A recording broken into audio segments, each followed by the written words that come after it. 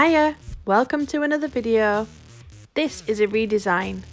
I've used glitter bells, carbon black and glass slippers, and glam and glitz, twinkle twinkle and halo. I've already filed off most of the pre-existing design and got rid of all of the bulk. I've also filled in the gap that was left from the previous set growing out in glass slippers, and I'm now starting to apply the design. For the little finger and the ring finger, I am using Glitter Bells Carbon Black. It's a very pigmented powder, so I'm applying it very thin as it doesn't require a lot to cover the nail. This part of the design is the same on both hands, so I'm just going to show you the one for now.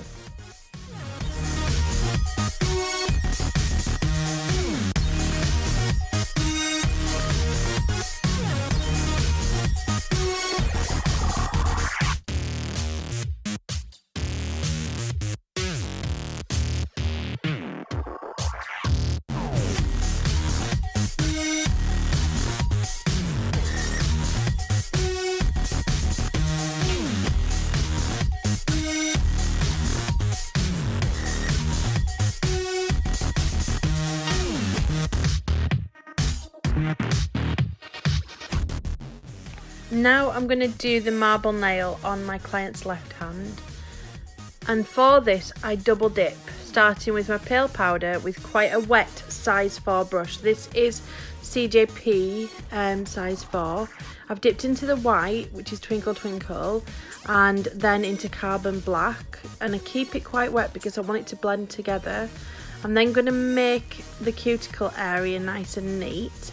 And once I've done that, I'm going to pull the acrylic down the nail just to blend it a little bit. From that point, I then create almost a striped pattern where I alternate between the two colours. But I like to keep it wet, and I do like to pat down the colours into each other so they blend. And then once I've applied the pattern, I then use glitter over the top to give it just that extra kick. I think it makes it pop a little bit.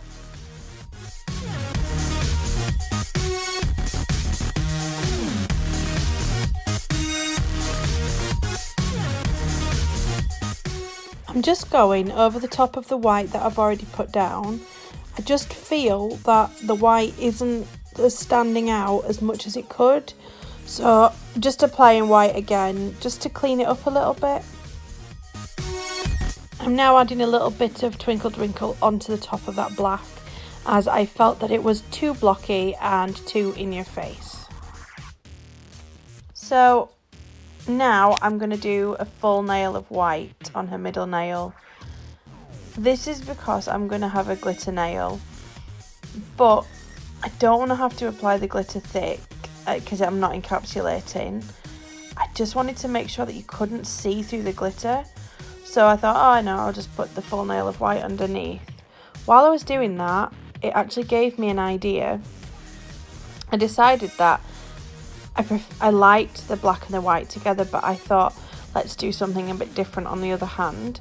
So I decided to do the same but the opposite way around. So I'm going to have a full black nail, and the marble is going to be white with black as opposed to black with white, a bit like a zebra, but you'll see what I mean. So now I'm going to do that on this hand, and instead of double dipping, because I'm using a paler powder, I'm going to do the cuticle area and cover half of the nail in a very wet Twinkle Twinkle bead. Pull that down the nail, and then I'm going to get tiny wet beads of carbon black and paint it into the white. And once I've painted it, I'm then going to pat it down to help it to blend, and it does sort of create the same effect, but it makes the white more prominent than the black.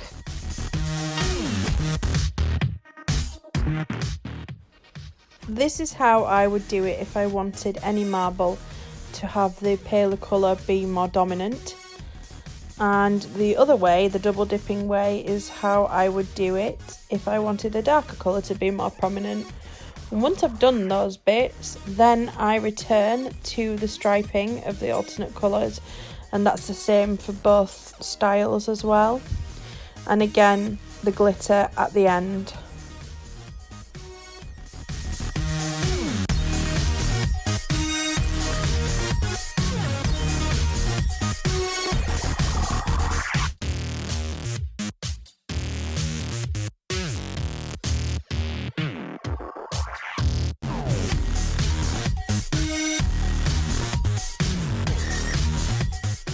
Once again, going back over that white with Twinkle Twinkle, as I found that because I was working quite wet with the carbon black and the Twinkle Twinkle together, it did end up muddying up that white. So just again, coming in, and I'm also going to spread it a little bit over the black, just to make that black a little bit thinner, so that the white really is more prominent.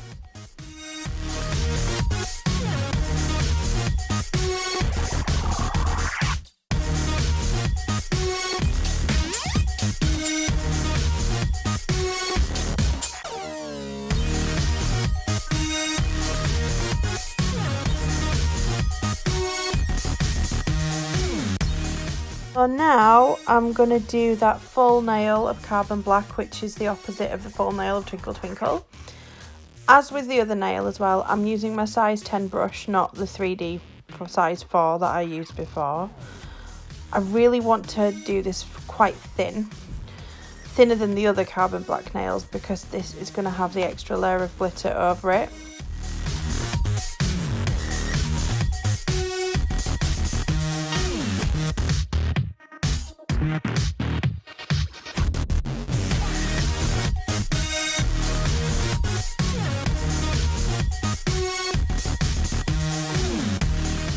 So now it's time for me to apply halo, and normally I mix the powder, but this time I haven't, because I want to pick up a lot of that glitter. I'm just applying it very wet and very thin. Because I have the white underneath, I don't need to worry about the consistency of the glitter on the nail. I just want it to have the overall effect of being a glitter nail.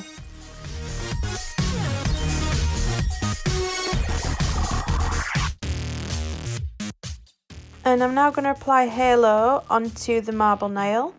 Using my size 4 brush, I'm going to place it specifically to the parts of the nail where the two colours meet. This is going to reflect the light from that area and help it to give a more blended appearance.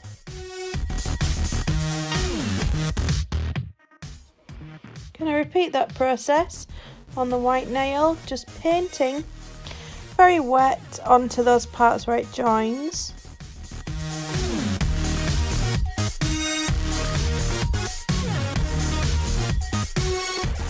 I'm about to apply halo to the middle nail. I decided that it was too thick and that I needed to file away some of that bulk. So this is what I'm just going to do right now.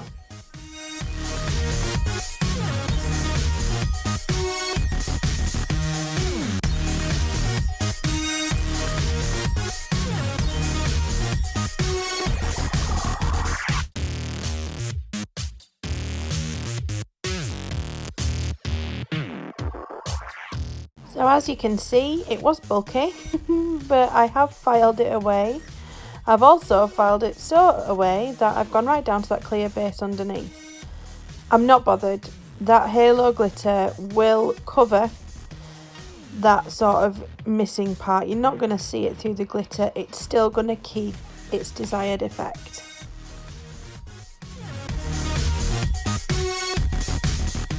Once I think I've got that halo coverage nice and even, I am then going to check it against the opposite nail.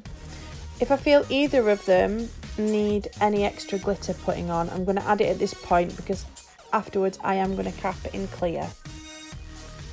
So this entire time I haven't actually done either of the thumbs, because I had absolutely no idea what to do with them. Whilst I was doing these nails, the middle ones, I decided that I really liked the way that the glitter looked over the top, and I liked the way that there was a lot of it. So I decided that's what I wanted to do on the thumb. And what I decided was to do an ombre.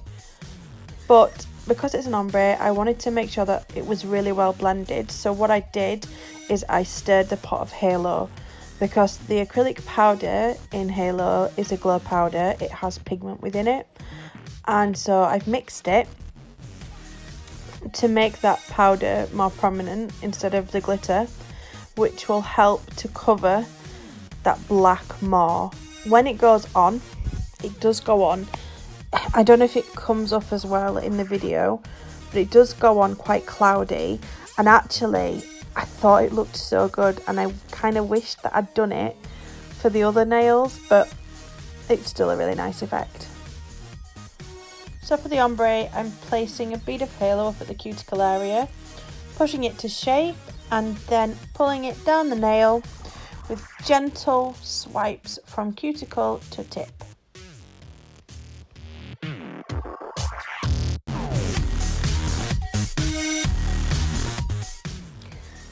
So I'm about to cap in clear, and I'm using Glitterfell's size 10 brush and glass slippers.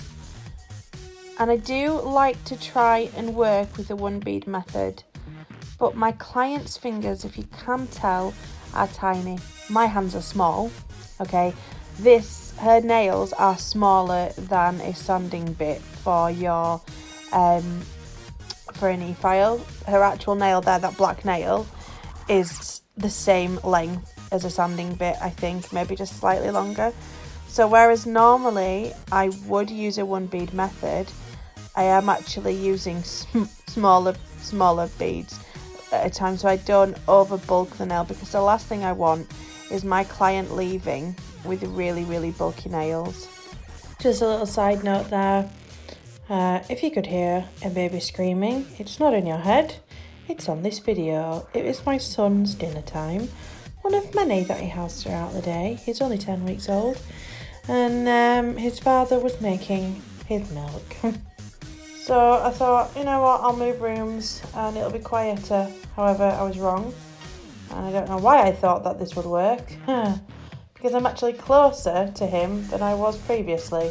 So if you hear a screaming baby again, it's not in your head, it's my son. And back to the capping.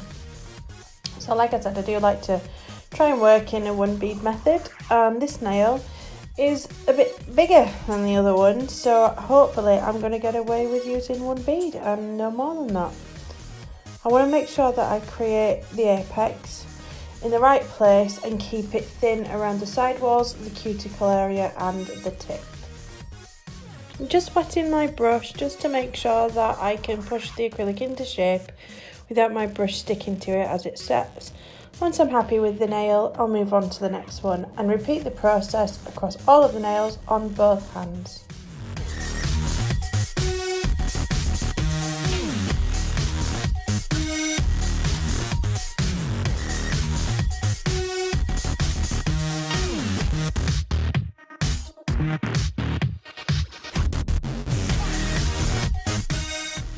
I just want to point out what I'm doing with my brush just there. I'm putting a bit of monomer on top of the design underneath, as I find it creates a much better glass effect, and I like to do that so that you can see the design really clearly underneath after I've top coated.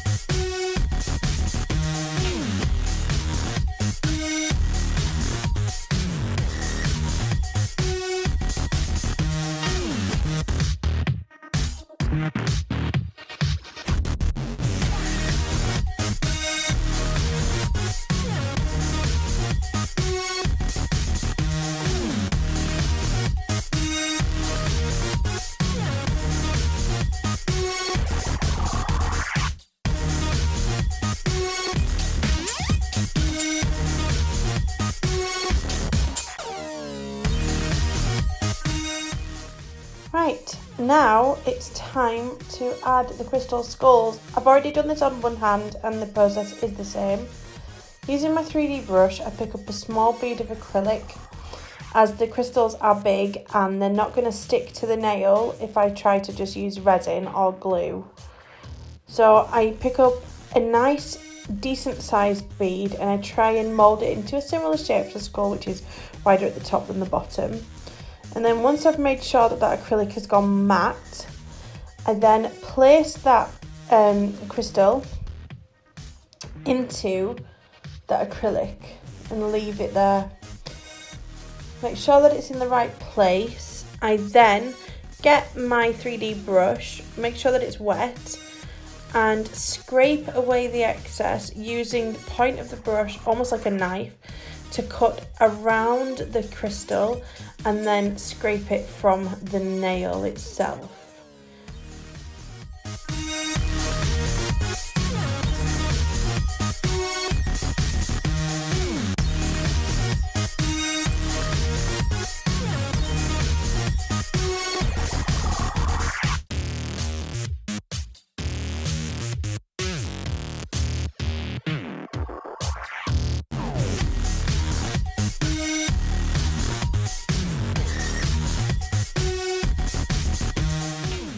Once I'm happy with the placement and I've made sure that there's no gaps that need filling in with extra acrylic, I'm going to seal around the crystal using Kiara Sky Dip Essentials base.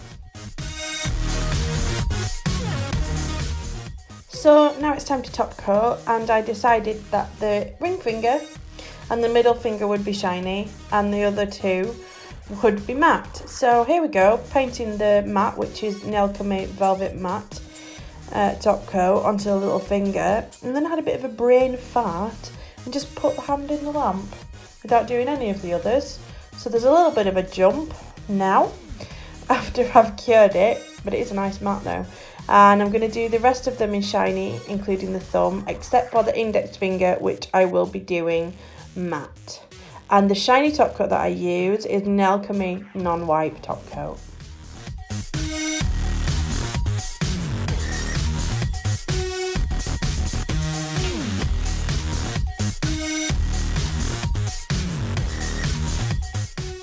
Now, because this is just one large crystal, I can use the provided brush that came with the matte top coat to seal around the crystal. However, if I was doing a more intricate crystal design, I would use a detailer brush, like a fine liner, just to place the top coat around any other crystals.